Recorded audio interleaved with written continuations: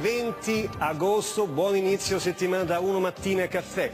Permettetemi a quest'ora una specie di schema. La filosofia è ricerca della verità e lo spettacolo. E così si realizzano i destini, i sogni, ma per questo occorrono anche degli strumenti importanti. Per esempio nel sociale il sindacato. È venuto a trovarci un sindacalista molto importante, ve lo ero anche particolarmente orgoglioso.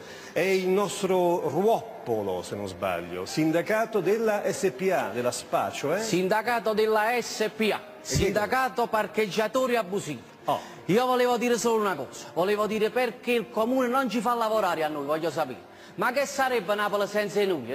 Sarebbe come Venezia senza i piccioni, come Roma senza il Papa, come Milano senza i calabresi, quello che dico io. Ma ditemi voi a me, signori miei, voi me lo dovete dire voi a me, ma il comune che vi dà? Vi fa parcheggiare a spina di pesce, sì? E noi vi facciamo parcheggiare a scampi e mazzangolle e vi offriamo anche l'amaro, vi offriamo. Ma dico io queste strisce blu, €1 all'ora su queste strisce blu. Allora io con questa maglietta, con tutte queste strisce qua, quanto la devo pagare questa maglietta?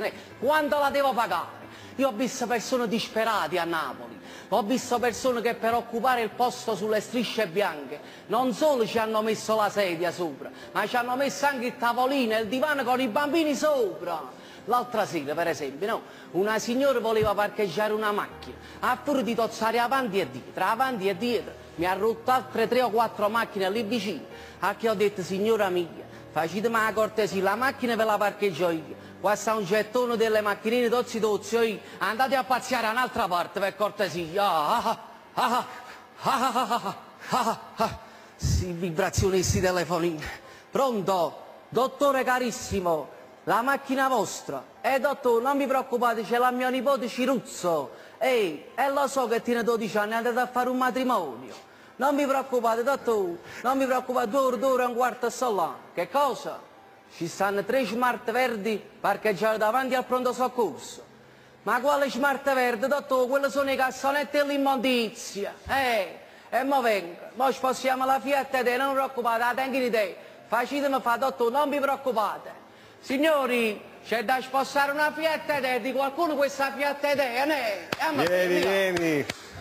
Ruoppolo, sindacalista, il grande Mariano Grillo del prodotto, possiamo dire così, di questo bellissimo progetto della nostra azienda RAI, che è RAI Lab, che sta promuovendo giovani autori, comici, artisti. Grillo, tu sei un babà, tu sei bravo. Cioè, ce ne andiamo a Ischia insieme? Un babà che la crema, però. Sempre che la crema, babà, non te lo dimenticare. Ce ne andiamo adesso a Ischia, dopo la tua Napoli. Anna Battipaglia ci racconta l'Ischia Film Festival. Guardala.